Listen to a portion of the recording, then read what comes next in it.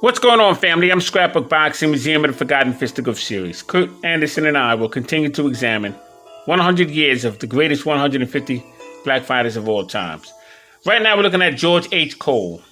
He was known as the Pennsylvania Terror, or the Trenton Tea Warmer. He was born in Bordentown, New Jersey, February 4th, 1874.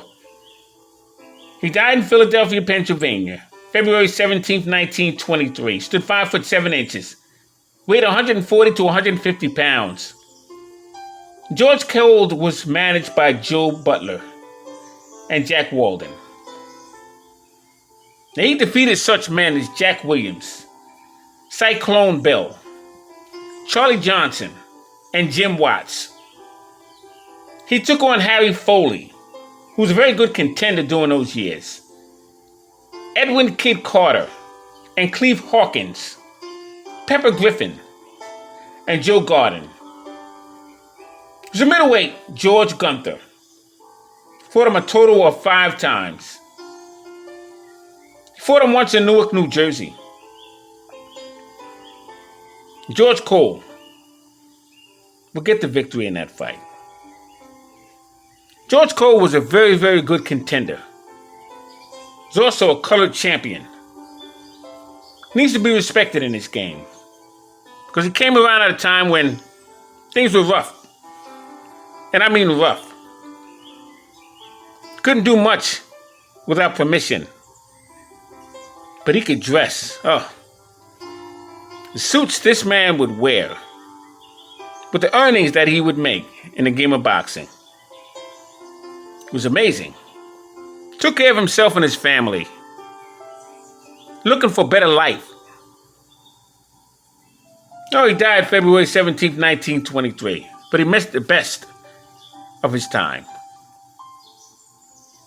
For that reason, George H. Cole, the Trenton Tea Warmer, must be placed on the list of 100 years, the greatest 150 black fighters of all times. Take a look at George H. Cole, the Trenton Tea Warmer, Pennsylvania Terror. What a fantastic fighter he was.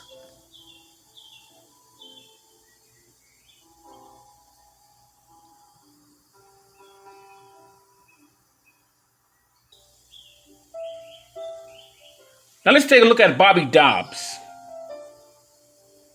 Bobby Dobbs was some fighter.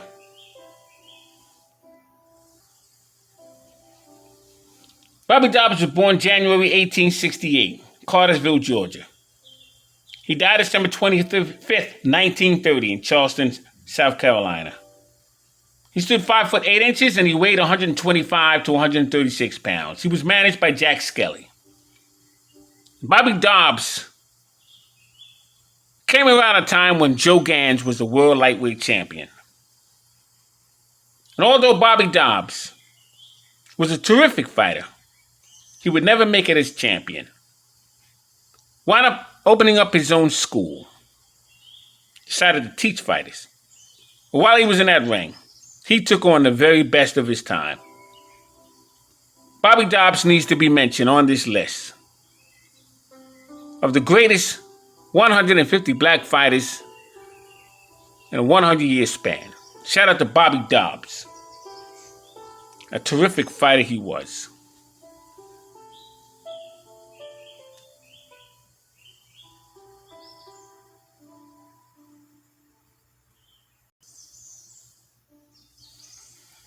Now let's take a look at Frank Craig, who was known as the Harlem Coffee Cooler. He was born April 1st, 1868 in Columbus, Georgia. He died January 1943 in Chelsea, London, England. And Frank Craig stood 5 foot 10 inches. He weighed 160 pounds. He was managed by Denny Butler.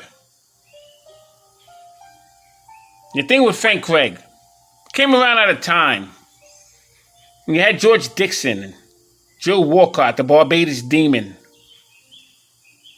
Joe Gans. Later on, you would have Jack Johnson. Have other black fighters, such as Charlie Burley and Herbert Lewis Hartwood, Sam Langford, You had Joe Butler, George Godfrey, Frank Childs, Bob Armstrong. You would have Sam McVeigh and Joe Jeanette. You would later have Charlie Burley and Holman Williams, Herbert Lewis Hardwood, Eddie Booker. You would have Ezra Charles and Joe Walcott, Archie Moore and Lloyd Marshall, Jimmy Bivens. The first two black fighters of America, Bill Richmond and Tom Molyneux. You had Harry Smith, the Harlem Coffee Cooler.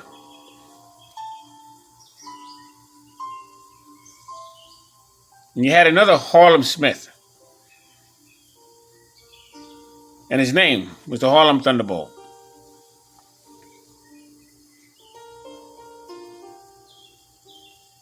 You see, Frank Craig came out of time when there were a lot of great fighters. But he had to fight men who looked like himself to stay relevant, to earn money, feed his family. He just wanted that one shot, that one opportunity. Never got it. Shout out to Frank Craig, the Harlem Coffee Cooler. He had another fighter by the name of Harry Smith, the Harlem Coffee Cooler. He had Harry Smith, the Harlem Thunderbolt. We don't want to get those men confused. Shout out to Frank Craig, a brilliant middleweight. Never got a title shot.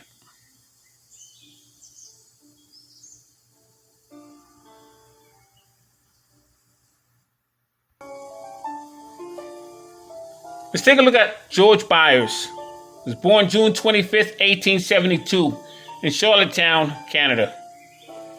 He died April 10th, 1937 in Boston, Massachusetts. He stood 5 foot 8 inches and weighed 150 to 165 pounds. He was managed by James A. Carroll. George Byers would be some fighter. He'd be in the ring with Kid Monday. His name was Black Fitzsimmons. He'd take on Mysterious Billy Smith.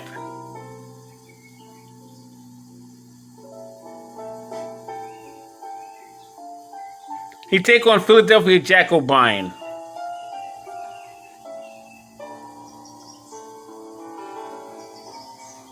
Very, very good fighter was George Byers. He will be placed 100 years, 150 greatest black fighters of all times.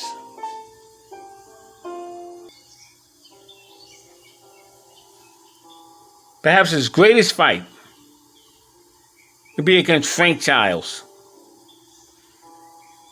The colored and the black championship in the middleweight division would be unified. Now, as we take a look at Frank Childs, he was born July 17th, 1867 in Texas. He stood 5 foot 9 inches and weighed 160 to 185 pounds. And he would have a great fight with George Byers. Frank Childs is very underrated. Sparred a lot with heavyweights of his time, Peter Jackson and many others, and gave him all hell. He was one of many fighters that was somewhat held back in sparring and held back from giving opportunities. But he was a colored middleweight champion of the world. Phenomenal fighter was Frank Childs. He also would be placed on this list, 100 years, 150 greatest black fighters of all times.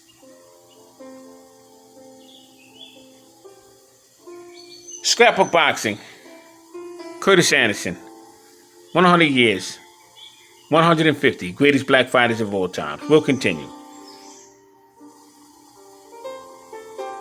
Museum of the Forgotten Fisticuffs series. All great fights and all great fighters will never be forgotten on my channel. Thanks for watching. See you in the next video.